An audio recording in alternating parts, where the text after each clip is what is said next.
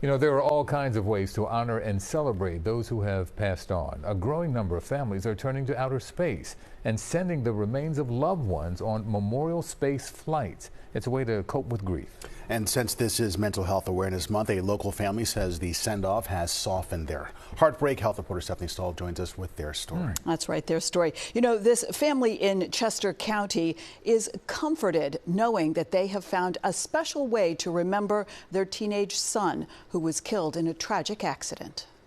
We actually had this specially made for him. It's an urn for the ashes of Amy Camos Diaz's son. It says, in loving memory of Philip Alexander Diaz, forever in our heart. Philip was a globe-trotting teenager who loved traveling, and now some of his ashes will soon be circling the Earth. What better way for Philip to see the world than to get this particular, space mission. His ashes will be on an unmanned SpaceX rocket carrying different payloads, including one from a company called Celestis that sends remains in these special containers. Philip's going to be on our Serenity flight, which goes to Earth orbit later this year from Kennedy Space Center. Charles Schaefer is the CEO of Celestis. He says over the years they've sent remains of about 2,000 people into space. We don't eliminate grief. We give people closure.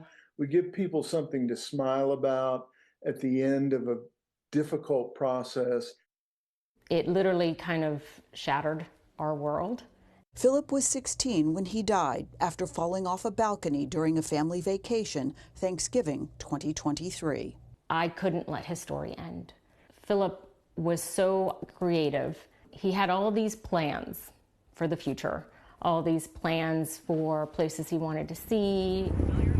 On the upcoming space flight that cost $5,000, Philip's ashes will be in orbit for about 5 years, with the family being able to track its location. When it re-enters the Earth's atmosphere, it creates such an intense amount of friction that the entire spacecraft burns up. So it's an ashes to ashes service. We have so many wonderful memories. Amy says the family will be in Florida along with the loved ones of others on the flight for a special service before the blast off. They get to see the biggest candle on the planet lighted for their loved ones. You immediately see before your eyes the transition from grief to joy and exultation. Philip's family is relieved his final resting place will be an adventure out of this world.